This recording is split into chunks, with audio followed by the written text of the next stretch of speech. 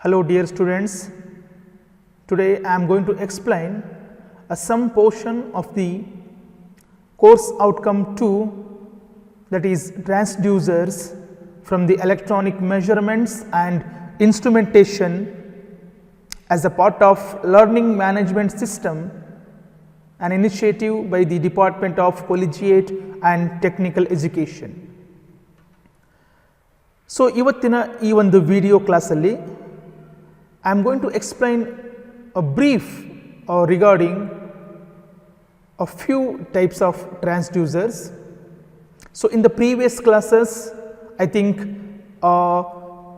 some of my colleagues might have clearly explained you about the basics of transducers, different types of transducers and basic principle of the different types of transducers and the classifications of the transducers as well. So ಇವತ್ತು ನಾನು ನಿಮಗೆ ಈ transducers ಅಲ್ಲಿ ಕೆಲವೊಂದು transducers ಬಗ್ಗೆ basic working ಪ್ರಿನ್ಸಿಪಲ್ನ ಹೇಳಲಿಕ್ಕೆ ಬಯಸ್ತೀನಿ. So first of all ನಿಮಗೆಲ್ಲ ಗೊತ್ತೇ ಇದೆ ಬಹುಶಃ ಟ್ರಾನ್ಸ್ಡ್ಯೂಸರ್ಸ್ ಅಂದರೆ ಏನು.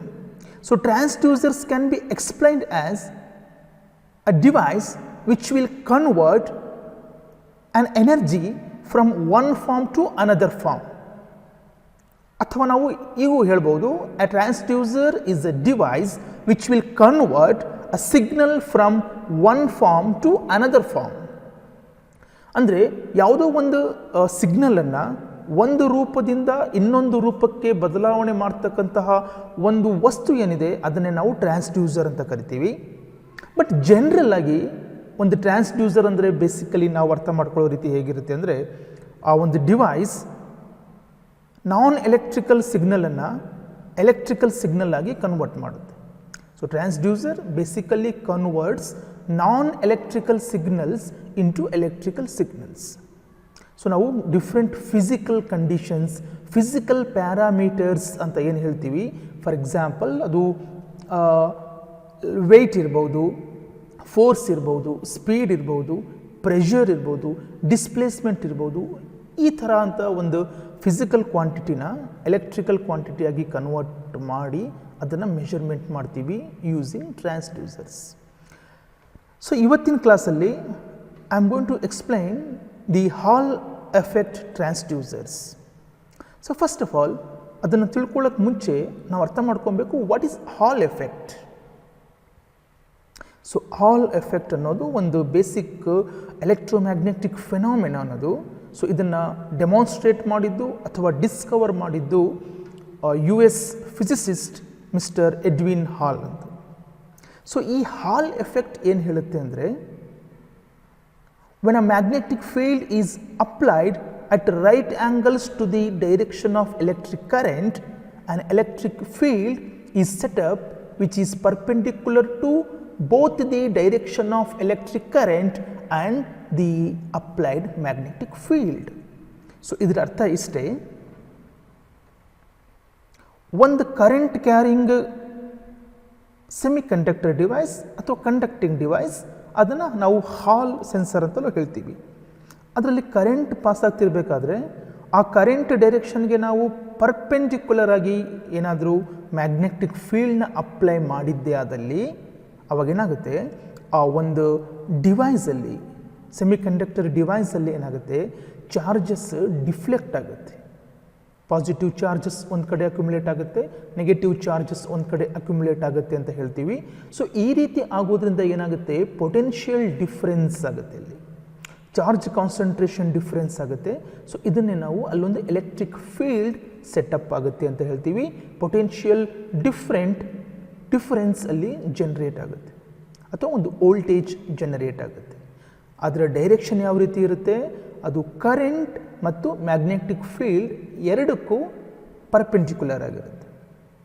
ಸೊ ಸಿಂಪಲ್ ವರ್ಡಲ್ಲಿ ಹೇಳಬೇಕಂದ್ರೆ, when you apply the magnetic field perpendicular to the direction of flow of the current, then there will be an electric field set up in that device which carrying the current, and the direction of that electric field generated will be perpendicular to both current flowing through the device and the applied magnetic field. So ನಾವು x axis ನ current ಅಂತ ತಗೊಂಡು y axis ನ magnetic field ಅಂತ ತಗೊಂಡ್ರೆ ಅವೆರಡಕ್ಕೂ perpendicular ಆಗಿ ಇನ್ನೊಂದು z axis ಬರುತ್ತೆ, that is the direction of Hall voltage. ಅಂದರೆ ಯಾವ ವೋಲ್ಟೇಜ್ ಇಂಡ್ಯೂಸ್ ಆಯ್ತಲ್ಲ ಅದನ್ನೇ ಹಾಲ್ ವೋಲ್ಟೇಜ್ ಅಂತ ಕರಿತೀವಿ. ಸೊ ಈ ಸ್ಲೈಡಲ್ಲಿ ನೀವು ನೋಡ್ಬೋದು ಆ ಒಂದು ಡಿವೈಸ್ ಏನಿದೆ ಅದು ಸೆಮಿಕಂಡಕ್ಟಿಂಗ್ ಡಿವೈಸ್, ಅದನ್ನು ಹಾಲ್ ಸೆನ್ಸಾರ್ ಅಂತಲೂ ಹೇಳ್ತೀವಿ. ಅದರ ಸುತ್ತ ಏನು ವೋಲ್ಟೇಜ್ ಇಂಡ್ಯೂಸ್ ಆಗುತ್ತೆ ಅದು VH ಹಾಲ್ ವೋಲ್ಟೇಜ್. B ಅಂದರೆ ಮ್ಯಾಗ್ನೆಟಿಕ್ ಫೀಲ್ಡ್ ಸ್ಟ್ರೆಂತ್, ಅಲ್ಲಿ ಎಷ್ಟು ಮ್ಯಾಗ್ನೆಟಿಕ್ ಇಂಟೆನ್ಸಿಟಿ ಇದೆ ಅಂತ, ರೈಟ್. ಆ್ಯಂಡ್ B ಅನ್ನೋದು ಒಂದು width of that material. I ಏನು ತೋರಿಸ್ತಾ ಇದೆ ಅದು direction of current, B arrow mark ಏನಿದೆ ಅದು direction of magnetic field, D ಏನಿದೆ ಅದು thickness of that material. So ಈ ಈಕ್ವೇಷನ್ ಬರುತ್ತೆ. Hall voltage is directly proportional to two parameters. ಯಾವುದು? That magnetic field strength and the current that is flowing through that semiconductor bar or semiconductor material, a piece of semiconductor ಏನಿದೆ ಅದು. So equation VH ಅಂದರೆ Hall voltage equals to RH into B into I divided by small b ತಗೊಂಡಿದ್ದೀನಿ. ಅಂದರೆ ಇಲ್ಲಿ VH ಅನ್ನೋದು ಹಾಲ್ voltage, obviously ಅದನ್ನು ವೋಲ್ಟ್ಸಲ್ಲಿ measure ಮಾಡ್ತೀವಿ. RH ಅನ್ನೋದು ಹಾಲ್ ಕೋಯಿಫಿಷಿಯೆಂಟ್, ಅದೊಂದು constant parameter and that will depend on the material ಮೇಲೆ ಡಿಪೆಂಡ್ ಆಗುತ್ತೆ, ಡಿಫ್ರೆಂಟ್ ಸೆಮಿಕಂಡಕ್ಟಿಂಗ್ ಮಟೀರಿಯಲ್ ಮೇಲೆ, right.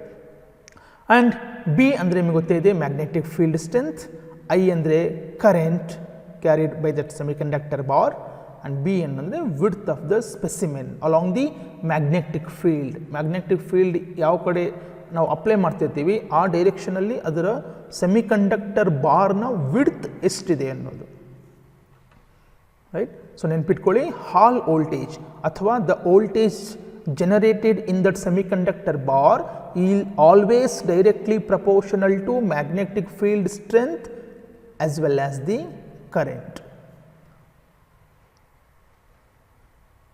So this is a bit animation of that the Hall effect phenomena ಯಾವ ರೀತಿ ಆಗುತ್ತೆ ಅಂತ. ಸೊ ಮೇಲಿಂದ ನಾವು ಪರ್ಪೆಂಡಿಕ್ಯುಲರ್ ಆಗಿ ಮ್ಯಾಗ್ನೆಟಿಕ್ ಫೀಲ್ಡ್ ಅಪ್ಲೈ ಮಾಡಿದ್ರೆ ಏನಾಗುತ್ತೆ, ಚಾರ್ಜ್ ಸೆಪರೇಷನ್ ಆಗುತ್ತೆ. ಸೊ ಚಾರ್ಜಸ್ ಕ್ಯಾರಿಯರ್ಸ್ ಏನಿರ್ತವೆ, ಎಲೆಕ್ಟ್ರಾನ್ಸ್ ಆಗಲಿ ಹೋಲ್ಸ್ ಆಗಲಿ, ಅದು ಡಿಫ್ಲೆಕ್ಟ್ ಆಗಿ ಒಂದು ಕಡೆ ಕೂತ್ಕೊಳ್ಳುತ್ತೆ.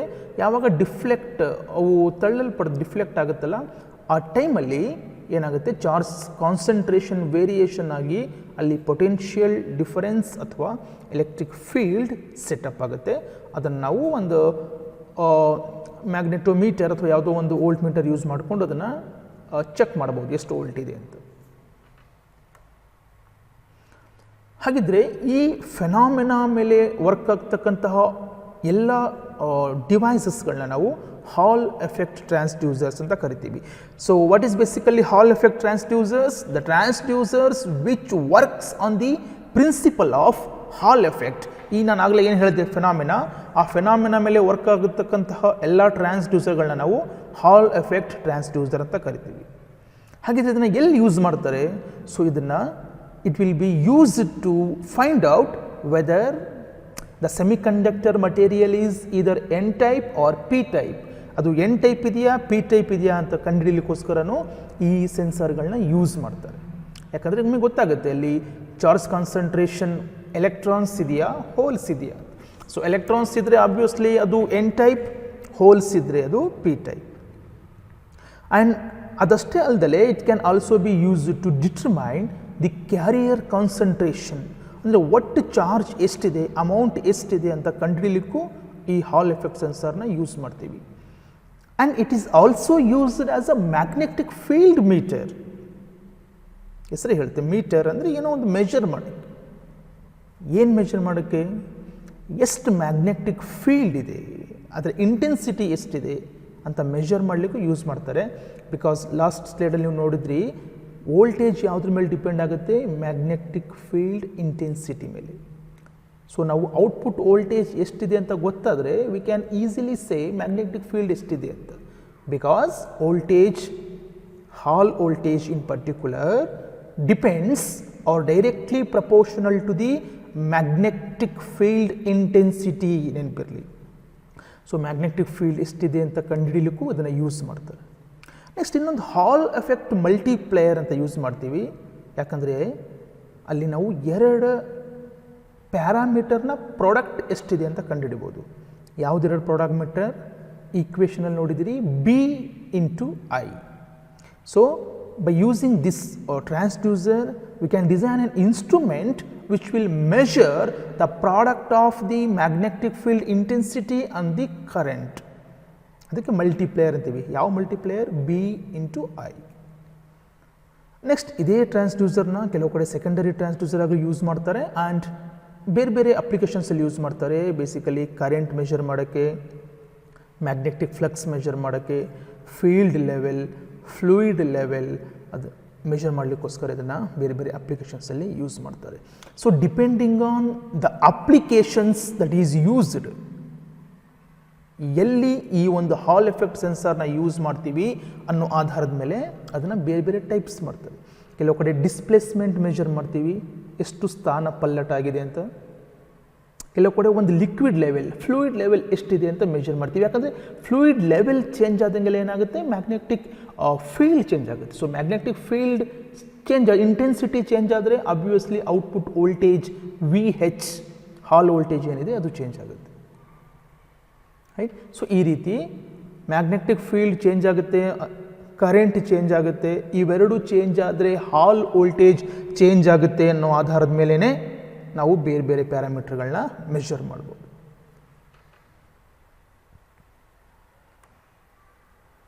Next, what is the advantage? So advantage of Hall effect sensor ಏನಂದರೆ, it can be used to operate over high frequencies like about 100 kHz ಮೇಲೂ ಅದನ್ನು ಬಳಸ್ಬೋದಾಗುತ್ತೆ. ರೈಟ್. ಸೊ ಸ್ವಲ್ಪ ಟೈಮಲ್ಲಿ ಫ್ರೀಕ್ವೆನ್ಸಿ ಹೆಚ್ಚಾದಂತೆಲ್ಲ ಸ್ವಲ್ಪ ಡಿಸ್ಟಾರ್ಷನ್ಸ್ ಆಗ್ತಾ ಹೋಗುತ್ತೆ ಬಿಕಾಸ್ ಆಫ್ ದಿ ಇಂಡಕ್ಟಿವ್ ಅಥವಾ capacitive output ಇದ್ದಾಗ. Right. So next advantage is non contact operation. So there is no wear and friction.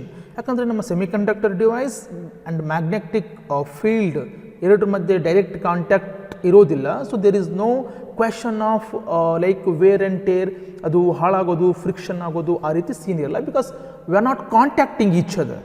Right. It can measure zero speed and it is highly repeatable operation. ಮತ್ತೆ ಮತ್ತೆ ಅದನ್ನು ನಾವು repeat ಮಾಡ್ಬೋದು, operations ಮಾಡ್ಕೊಬೋದು ಬೇರೆ ಬೇರೆ ಕೆಲಸಕ್ಕೆ, ಅಪ್ಲಿಕೇಶನ್ಸ್ಗೆ. And it is capable of measuring large current, high ಕರೆಂಟ್ಗಳನ್ನ ಮೆಷರ್ ಮಾಡಲಿಕ್ಕೂ ಸಾಧ್ಯ ಇದೆ. So what is the disadvantage? ಅದರ ಒಂದು ಅನಾನುಕೂಲತೆ ಏನಪ್ಪ ಅಂದರೆ, ನಿಮಗೆ ಗೊತ್ತೇ ಇದೆ, ಅದು ಮ್ಯಾಗ್ನೆಟಿಕ್ ಫೀಲ್ಡ್ ಮೇಲೆ ವರ್ಕ್ ಆಗ್ತಿರೋದ್ರಿಂದ ಅಬ್ವಿಯಸ್ಲಿ ಬೇರೆ ಒಂದು ಅನ್ವಾಂಟೆಡ್ ಅಥವಾ stray or external magnetic field ಅದ್ರ ಮೇಲೆ ಪ್ರಭಾವ ಬೀರುತ್ತೆ, ಇನ್ಫ್ಲೂಯೆನ್ಸ್ ಆಗುತ್ತೆ. ಯಾವುದೋ ಒಂದು ಮೆಷರ್ ಮಾಡ್ತಿರ್ತೀವಿ, ಸಡನ್ಲಿ ಬೇರೆ ಒಂದು ಮ್ಯಾಗ್ನೆಟಿಕ್ ಫೀಲ್ಡ್, ಬೇರೆ ಯಾವುದೋ ಒಂದು ಮ್ಯಾಗ್ನೆಟಿಕ್ ಮಟೀರಿಯಲ್, ಮ್ಯಾಗ್ನೆಟಿಕ್ ಫೀಲ್ಡ್ ಅದಕ್ಕೆ ಇಂಟರ್ಫಿಯರ್ ಆದಾಗ ಏನಾಗುತ್ತೆ, ಅಬ್ವಿಯಸ್ಲಿ ಔಟ್ಪುಟ್ ರಿಸಲ್ಟ್ ಎಫೆಕ್ಟ್ ಆಗುತ್ತೆ. Next, large temperature drift. Temperature ಮೇಲೂ ಡಿಪೆಂಡ್ ಆಗಿರುತ್ತೆ. ಸ್ವಲ್ಪ ಟೆಂಪ್ರೇಚರ್ ವೇರಿಯೇಷನ್ಸ್ ಆದರೂ ಏನಾಗುತ್ತೆ, ಅದು ಡ್ರಿಫ್ಟ್ ಜಾಸ್ತಿ ಇರುತ್ತೆ, ವೇರಿಯೇಷನ್ಸ್ ಜಾಸ್ತಿ ಇರುತ್ತೆ. And large offset voltage. So there is offset, the initial voltage ಏನಿರುತ್ತೆ, the unwanted voltage or offset voltage ಅದು ಕೂಡ ಜಾಸ್ತಿ ಇರುತ್ತೆ. ಅದನ್ನು ನಾವು ಝೀರೋ ಮಾಡೋದು it will be difficult. So this is all about Hall effect transducer. So as the exam point of view is concerned, so in kelbodu the working principle of Hall effect transducers anta keltare. What is Hall effect and a brief explanation about that, other applications, other advantages, disadvantages, ishtu mooru kelbodu as a part of our BTE exam is concerned, right? Fine. Hagidre we'll move on to the next topic or the next transducer, or we can say a transformer as well, LVDT. Andre linear variable differential transformer, right? Sometimes it can also be called as transducer antalu heltivi, linear variable differential transducer. So idu kuda aste, it is a type of transducer. A passive transducer, primarily it is used to measure the displacement. ಇದು ಒಂದು passive transducer, ಇದನ್ನು displacement measure ಮಾಡೋಕ್ಕೆ ಬಯಸ್ತಾರೆ, ಅದನ್ನು use ಮಾಡ್ತಾರೆ. So construction ಅಂತ ಬಂದರೆ ನೀವು ಡಯಾಗ್ರಾಮಲ್ಲಿ ನೋಡ್ತಾ ಇರ್ಬೋದು, one basic cylindrical outer form ಇರುತ್ತೆ. ಸಿಲಿಂಡ್ರಿಕಲ್ ಶೇಪಲ್ಲಿ ಒಂದು ಫಾರ್ಮರ್ ಇರುತ್ತೆ. ಆ ಫಾರ್ಮರ್ ಮೇಲೆ ನಾವು ಏನು ಮಾಡಿದ್ದೀವಿ ನೋಡಿ, ವೈಂಡಿಂಗ್ಸ್ ಮಾಡಿದ್ದೀವಿ. ಎಷ್ಟು ವೈಂಡಿಂಗ್ ಇದೆ? It has got 3 windings. In the middle, ಸೆಂಟರಲ್ಲಿ ಪ್ರೈಮರಿ ವೈಂಡಿಂಗ್ಸ್ ಇದೆ. ನೀವು ಟ್ರಾನ್ಸ್ಫಾರ್ಮರಲ್ಲಿ ಕಲ್ತಿರ್ಬೋದು primary and secondary windings. So in the middle there is a primary winding.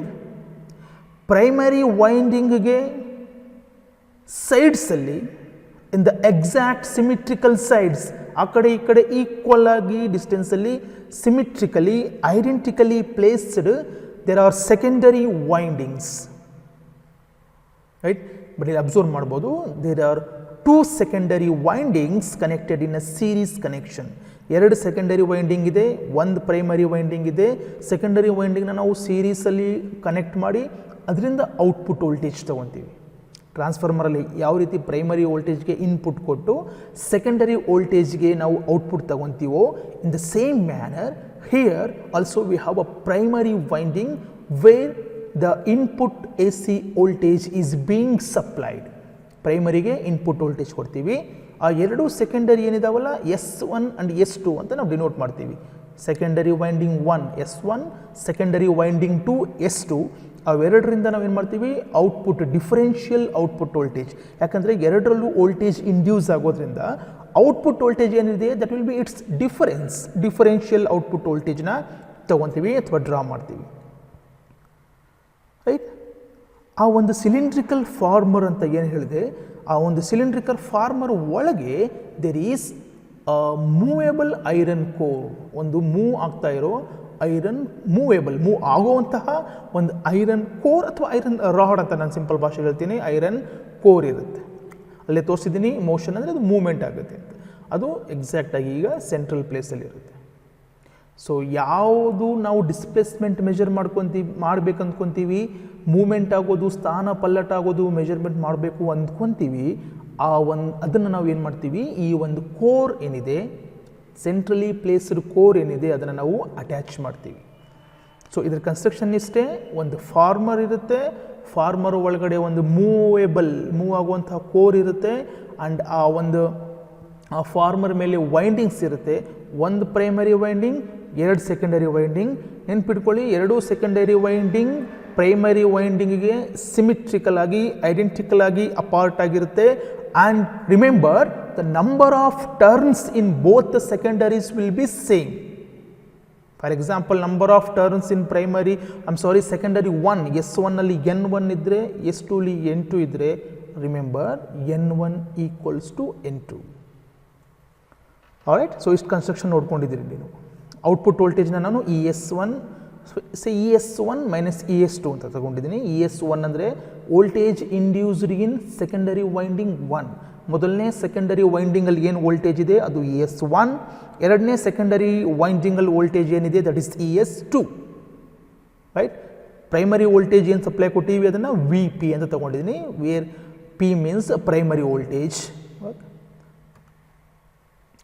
So as I explained you, the same thing, it consists of a primary winding irutte and 2 secondary windings irutte, and it can operate up to the frequency 50 Hz to 20 kHz ವರೆಗೂ operate ಮಾಡೋದು.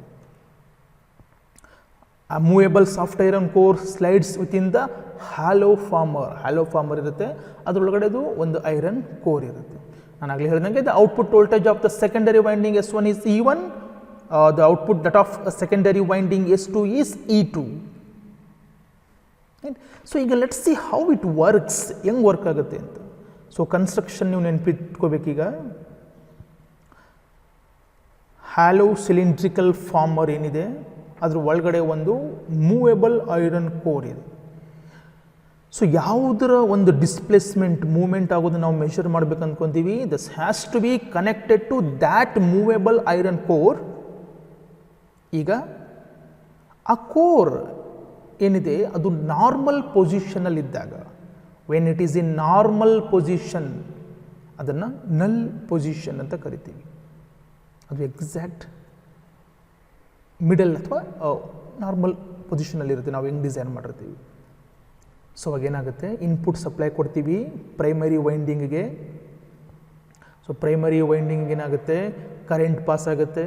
Current pass ಆಗೋದ್ರಿಂದ due to electromagnetic induction phenomena ನಿಮಗೆ ಗೊತ್ತೇ ಇದೆ, ಅಲ್ಲಿ mutual inductance ಆಗುತ್ತೆ. ಈಗ magnetic flux ಏನು ಜನ್ರೇಟ್ ಆಗುತ್ತೆ ಪ್ರೈಮರಿ ಸುತ್ತ, ಅದೇನಾಗುತ್ತೆ, ಎರಡಕ್ಕೂ ಲಿಂಕ್ ಆಗುತ್ತೆ. The magnetic flux from the primary winding ನಾವು surrounding the primary winding will link to secondary winding S1, secondary winding S2 ಎರಡಕ್ಕೂ ಲಿಂಕ್ ಆಗುತ್ತೆ. ಮ್ಯಾಗ್ನೆಟಿಕ್ ಫ್ಲಕ್ಸ್ ಎರಡಕ್ಕೂ ಲಿಂಕ್ ಆಗುತ್ತೆ. ನೆನ್ಪಿಟ್ಕೊಳ್ಳಿ, ಈಗ ಎರಡಕ್ಕೂ equal amount of magnetic flux link ಆಗುತ್ತೆ. ಎರಡಕ್ಕೂ equal amount of magnetic flux link ಆಗೋದ್ರಿಂದ ನಾವು the amount of voltage induced in the secondaries will be same. ಎರಡಕ್ಕೂ same amount of magnetic flux link ಆಗೋದ್ರಿಂದ ಎರಡರಲ್ಲೂ ಸೇಮ್ ವೋಲ್ಟೇಜ್ ಇಂಡ್ಯೂಸ್ ಆಗುತ್ತೆ. ಯಾವುದರಲ್ಲಿ? S1 and S2, right. So ಅವಾಗೇನಾಗುತ್ತೆ, both S1 and S2 will be, I mean the voltage in S1 and S2 will be same. ES1 equals to ES2, or else as per this slide E1 equals to E2. So ಎರಡು same ಇದ್ದಾಗ what will be the net output voltage? ಎರಡು difference ಏನಾಗುತ್ತೆ, output voltage V equal to E1 minus E2. Really, I'm sorry, I have taken this wrong. E1 minus E2 will be equals to 0. Next, that iron core right side ಏನಾದರೂ move ಆದರೆ, secondary winding S2 ಕಡೆ ಏನಾದರೂ ನಾವು ಅದನ್ನು move ಮಾಡಿದ್ರೆ ಅವಾಗೇನಾಗುತ್ತೆ, magnetic flux linking to secondary winding S2 will be more than S1. Magnetic flux ಯಾವುದಕ್ಕೆ ಹೆಚ್ಚು ಲಿಂಕ್ ಆಗುತ್ತೆ? S2, ಸೆಕೆಂಡರಿ ವೈಂಡಿಂಗ್ S2ಗೆ. Obviously the voltage induced in secondary winding S2 will be more than the secondary winding S1. That means simple, E2 is greater than E1. So now the minus E1 output voltage E1 minus E2 ತಗೊಂಡ್ರೆ output will be negative. That means simply output voltage V equals to E2 minus E1 ತಗೋಬಹುದು. It will be in phase with E2. ಯಾವುದಕ್ಕದು phase ಅಲ್ಲಿರುತ್ತೆ? output voltage will be in phase with E2, that is the voltage induced in secondary winding S2, right. ಅದೇ ರೀತಿ ಅದೇ core, iron core ಏನಿರುತ್ತೆ ಅದೇನಾದರೂ left side move ಆದರೆ, ಯಾರ ಕಡೆ? S1 ಕಡೆ ಏನಾದರೂ ಮೂವ್ಮೆಂಟ್ ಆದರೆ, ನಾವು it's quite common sense that the magnetic flux linking to S1 will be more compared to S2. So secondary winding S1 ಗೆ ಜಾಸ್ತಿ ಮ್ಯಾಗ್ನೆಟಿಕ್ ಫ್ಲಕ್ಸ್ ಲಿಂಕ್ ಆಗೋದ್ರಿಂದ ಜಾಸ್ತಿ ವೋಲ್ಟೇಜ್ ಇಂಡ್ಯೂಸ್ ಆಗುತ್ತೆ. So it's clear that E1 will be greater than E2. So output will be ಈ ರೀತಿ ತಗೋಬೋದು, E1 minus E2, because it will be in phase with E1. E1 ಯಾವ ರೀತಿ ಇರುತ್ತೋ ಅದೇ ರೀತಿ ಔಟ್ಪುಟ್ ವೋಲ್ಟೇಜ್ ಇರುತ್ತೆ, ಅದೇ ಫೇಸಲ್ಲಿ, ಅದೇ ಆ್ಯಂಗಲಲ್ಲಿ, ರೈಟ್. ಹೆನ್ಸ್ ನಾವೇನು ತಿಳ್ಕೊಬೋದು ಇಲ್ಲಿ, ಔಟ್ಪುಟ್ ವೋಲ್ಟೇಜ್ ಯಾವುದ್ರ ಮೇಲೆ ಡಿಪೆಂಡ್ ಆಗಿದೆ ಅಂದರೆ, ಕೋರ್ ಯಾವ ಕಡೆ ಮೂವ್ ಆಗುತ್ತೋ ಅದ್ರ ಮೇಲೆ ಡಿಪೆಂಡ್ ಆಗಿದೆ. ಕೋರ್ ಮೂವ್ ಆದಂತೆಲ್ಲ ದ ಔಟ್ಪುಟ್ ವೋಲ್ಟೇಜ್ ಚೇಂಜ್ ಆಗುತ್ತೆ. ಕೋರ್ ಒಂದು ಕಡೆ ಬಂದರೆ ಔಟ್ಪುಟ್ ವೋಲ್ಟೇಜ್ ಪಾಸಿಟಿವ್ ಇರುತ್ತೆ, ಕೋರ್ ಇನ್ನೊಂದು ಕಡೆ ಹೋದರೆ ಔಟ್ಪುಟ್ ವೋಲ್ಟೇಜ್ ನೆಗೆಟಿವ್ ಇರುತ್ತೆ. We can take that means output voltage ಹೆಂಗಿದೆ, ಫೇಸ್ ಶಿಫ್ಟ್ ಇದೆಯಾ, ಯಾವ ಫೇಸ್ ಇದೆ ನೋಡಿಕೊಂಡು we can determine whether the displacement right side ಇದೆಯಾ, ಲೆಫ್ಟ್ ಸೈಡ್ ಇದೆಯಾ, ಆ್ಯಂಡ್ ಎಷ್ಟು ಮೂವ್ಮೆಂಟ್ ಆಗಿದೆ ಅಂತ ಕಂಡುಹಿಡ್ಕೊಬೋದು. ಸೊ ಇದ್ರ ಬೇಸಿಕ್ ಅಪ್ಲಿಕೇಶನ್ ಏನಂದರೆ, by using this LVDT we can measure the amount of displacement iron core ಎಷ್ಟು ಮೂವ್ ಆಗಿದೆ and the direction of movement iron core ಯಾವ ಕಡೆ ಮೂವ್ ಆಗಿದೆ ಅಂತ. So this is a basic working principle of LVDT. iron core move ಆಗುತ್ತೆ, magnetic flux change ಆಗುತ್ತೆ, output voltage change ಆಗುತ್ತೆ. So this is LVDT basic circuit equivalent diagram. Primary winding ಇದೆ, ಎರಡು secondary windings ಇರುತ್ತೆ. So output voltage change ಆಗ್ತಾ ಹೋಗುತ್ತೆ. So ಈ ಒಂದು AC ನ DC ಆಗಿ ಕನ್ವರ್ಟ್ ಮಾಡೋಕ್ಕೋಸ್ಕರ we are going to make use of a phase sensitive demodulator plus ripples ನ ತೆಗಿಲಿಕ್ಕೆ low pass filter ನ ಯೂಸ್ ಮಾಡ್ತೀವಿ so that we can get DC output voltage. So this is a basic equivalent circuit for the LVDT. Remember, the phase sensitive demodulator plus low pass filter is used to convert the AC from this transformer into the DC by using the phase sensitive switching.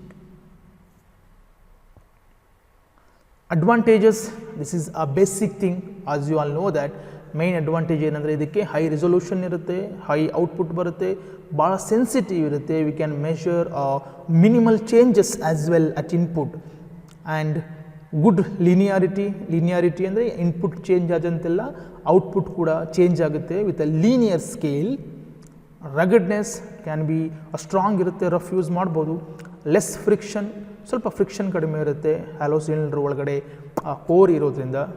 Low hysteresis, there is nothing like the output is depending on the previous cases now, and low power consumption as well. These are all advantages. Yes, of course there are a few disadvantages, ಯಾವುದಕ್ಕೂ ಪೂರ್ತಿ advantages ಇರಲ್ಲ.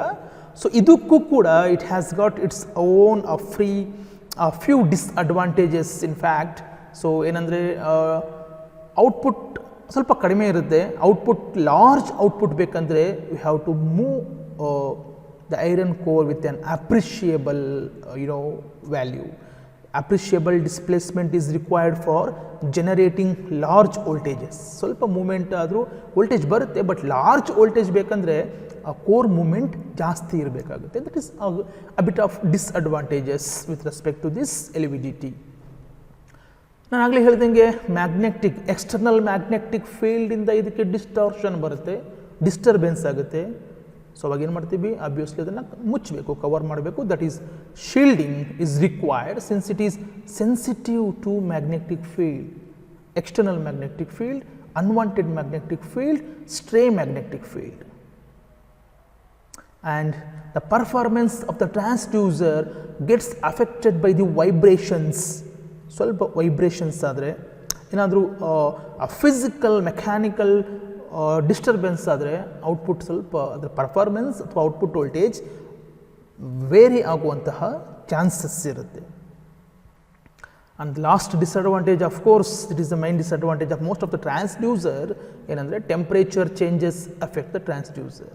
ಸ್ವಲ್ಪ ಏನಾದರೂ ಟೆಂಪ್ರೇಚರಲ್ಲಿ ಬದಲಾವಣೆ ಆದರೆ transducer performance slightly effect ಆಗುವಂತಹ chances ಇರುತ್ತೆ. ಸೊ ಅಪ್ಲಿಕೇಶನ್ಸ್ ನಾನು ಆಗಲೇ ಹೇಳ್ದಂಗೆ ಇದನ್ನು ಮೈನ್ಲಿ ಡಿಸ್ಪ್ಲೇಸ್ಮೆಂಟ್ ಮೆಜರ್ ಮಾಡಲಿಕ್ಕೆ ಯೂಸ್ ಮಾಡ್ತಾರೆ. ಯಾವುದೋ ಒಂದು ಥಿಂಗ್ ಅಥವಾ ಯಾವುದೋ ಒಂದು ಸಮಥಿಂಗ್ ಲೈಕ್ ಸಮ್ ಡಿವೈಸ್ ಎಷ್ಟು ಡಿಸ್ಪ್ಲೇಸ್ಮೆಂಟ್ ಆಗಿದೆ, ಎಷ್ಟು ಮೂವ್ ಆಗಿದೆ ಅಂತ ತಿಳ್ಕೊಳ್ಳೋಕೆ ಅದನ್ನು ಯೂಸ್ ಮಾಡ್ತಾರೆ. So it can be used in all applications where the displacement can be measured within a fraction of few millimeter to a few centimeters. And next ಇದೇ LVDT ನ secondary transducer ಆಗಿ, primary transducer ಬೇರೆ ಇರುತ್ತೆ, ಅದು direct physical ಕ್ವಾಂಟಿಟಿನ displacement ಆಗಿ convert ಮಾಡುತ್ತೆ. ಆಮೇಲೆ ನಾವು ಈ LVDT ನ we can use it as a secondary transducer. ಏನಕ್ಕೆ? ಟು ಮೆಷರ್ ಬೇರೆ ಬೇರೆ parameters like force, weight and pressure. And in many cases this is used to measure displacement, and it is used as a secondary transducer, and all different physical parameters can be measured where the primary output is displacement. So we have got a different sources and video as well, a YouTube video as well to demonstrate the working of this LVDT. You can have a glance over there. And thank you one and all.